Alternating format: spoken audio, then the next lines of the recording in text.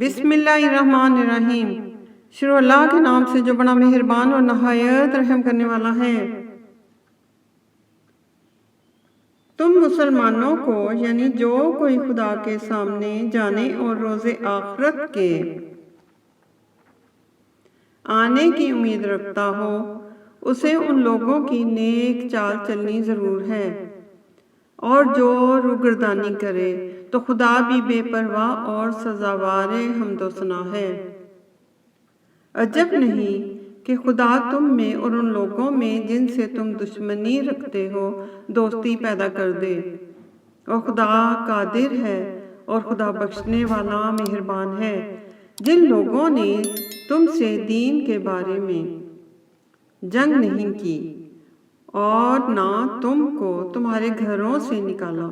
ان کے ساتھ بھلائی اور انصاف کا سلوک کرنے سے خدا تم کو منع نہیں کرتا۔ خدا تو انصاف کرنے والوں کو دوست رکھتا ہے۔ خدا انہی لوگوں کے ساتھ تم کو دوستی کرنے سے منع کرتا ہے جنہوں نے تم سے دین کے بارے میں لڑائی کی اور تم کو تمہارے گھروں سے نکالا اور تمہارے نکالنے میں اوروں کی مدد کی۔ تو جو لوگ ایسوں سے دوستی کریں گے وہی ظالم ہیں۔ مومنوں، جب تمہارے پاس مومن عورتیں وطن چھوڑ کر آئیں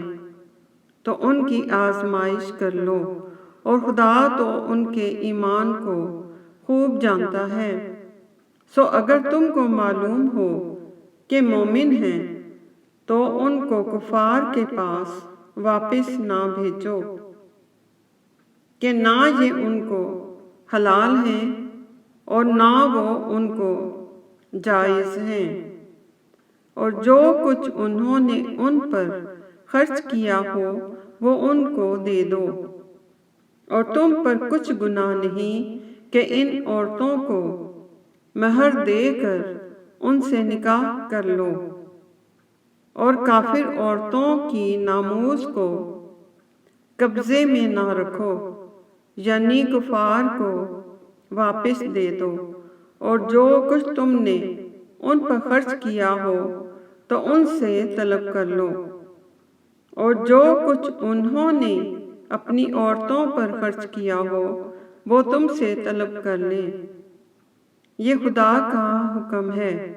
جو تم میں فیصلہ کیے دیتا ہے، اور خدا جاننے والا حکمت والا ہے۔ اور اگر تمہاری عورتوں میں سے کوئی عورت تمہارے ہاتھ سے نکل کر کافروں کے پاس چلی گئی اور اس کا مہر وصول نہ ہوا ہو، پھر تم ان سے جنگ کرو اور ان سے تم کو غنیمت ہاتھ لگے تو جن کی عورتیں چلی گئی ہیں ان کو اس مال میں سے اتنا دے دو جتنا انہوں نے خرچ کیا تھا، اور خدا سے جس پر تم ایمان لائے ہو ڈرو۔ اے پیغمبر صلی اللہ علیہ وسلم، جب تمہارے پاس مومن عورتیں اس بات پر بیعت کرنے کو آئیں کہ خدا کے ساتھ نہ تو شرک کریں گی اور نہ چوری کریں گی، نہ بدکاری کریں گی، نہ اپنی اولاد کو قتل کریں گی، نہ اپنے ہاتھ پاؤں میں کوئی بہتان باندھ لائیں گی،